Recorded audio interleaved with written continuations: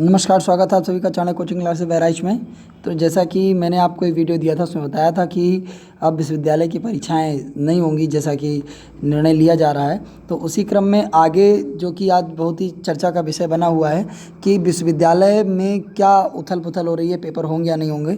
तो आज जो न्यूज़ निकल के आ रही है, जो अभी बस बहुत जल्दी की न्यूज़ है, उसमें देखिए यूपी में नहीं होगी विश्वविद्यालय की परीक्षाएँ, प्रोन्नत होंगे 48 लाख विद्यार्थी। जैसा कि आप लोगों को पता है कि योगी जी के नेतृत्व में आज शाम को उच्च स्तरीय बैठक की गई थी और उस बैठक में कुछ निर्णय लिए गए थे। जैसा कि आपको एक कमेटी बताई गई थी, बनाई गई थी, उस कमेटी ने अपनी रिपोर्ट भी दे दी थी और उसी कमेटी की रिपोर्ट के आधार पर यह फैसला लिया गया है कि यूपी में नहीं होगी विश्वविद्यालय की परीक्षाएं, प्रोन्नत होंगे 48 लाख विद्यार्थी। अब ये पूरी न्यूज़ क्या है, पूरी न्यूज़ है, ज़रा देखिए इसमें कि कैसे प्रोन्नत किए जाएंगे, क्या किए जाएंगे, इन सब पे हम बात करने वाले हैं। तो कोरोना संक्रमण के चलते प्रदेश में इस वर्ष राज्य विश्वविद्यालय की परीक्षाएं नहीं होंगी, ये बात क्लियर हो गई है कि परीक्षाएं नहीं होनी है। सभी विद्यार्थियों को प्रोन्नत किया जाएगा।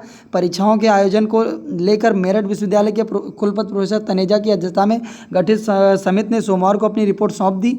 अब क्या सौंपी है रिपोर्ट, तो देखिए, सरकार ने परीक्षाएं नहीं कराने के लिए के समिति के सुझाव को सैद्धांतिक रूप से मान लिया है, लेकिन सभी विश्वविद्यालयों के लिए एक समान प्रोन्नत का फार्मूला तय करने को कहा है।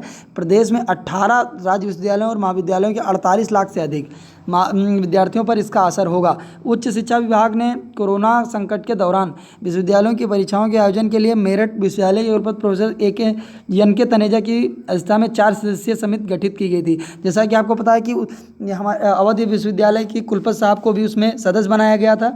समिति ने अपनी रिपोर्ट उप मुख्यमंत्री डॉक्टर दिनेश शर्मा को सौंप दी और इस साल विश्वविद्यालय की परीक्षाएं नहीं कराने सभी विद्यार्थियों को बिना परीक्षा के ही प्रोन्नत किए जाने का सुझाव दिया। समिति का मानना है कि देश और प्रदेश में लगातार कोरोना संक्रमण बढ़ रहा है। ऐसे में विश्वविद्यालय की परीक्षाएं सोशल डिस्टेंसिंग के माध्यम से कराया जाना संभव नहीं है। परीक्षाएं आयोजित कराने से शिक्षकों और विद्यार्थियों में कोरोना संक्रमण बढ़ने का खतरा रहेगा। समिति ने दूसरे प्रदेशों की तर्ज पर यूपी में विश्वविद्यालयों की परीक्षाएं नहीं कराने और विद्यार्थियों को बिना परीक्षा के प्रोन्नत करने का सुझाव दिया है। समिति ने अपनी रिपोर्ट में विद्यार्थियों को प्रोन्नत करने का फार्मूला भी दिया। प्रदेश में 18 राज्य विश्वविद्यालय, 27 निजी विश्वविद्यालय, 169 राजकीय महाविद्यालय, 331 जैसे कि बताया 48 लाख हैं। सूत्रों के मुताबिक उप मुख्यमंत्री डॉक्टर दिनेश शर्मा ने समिति के अध्यक्ष प्रोफेसर तनेजा से कहा कि कुछ विश्वविद्यालयों में अधिकांश परीक्षाएं संपन्न हो गई थी, तो कुछ विश्वविद्यालयों में कुछ ही परीक्षाएं हुई हैं। उन्होंने समिति को सभी विश्वविद्यालयों की स्थिति के अनुसार विद्यार्थियों को प्रोन्नत करने का सुझाव तैयार करने को कहा। अब क्या आगे किया जा रहा है, तो देख रहे हैं कैसे लिखे विश्वविद्यालय की परीक्षाओं के लिए गठित समिति की रिपोर्ट पर 2 जुलाई को निर्णय किया जाएगा।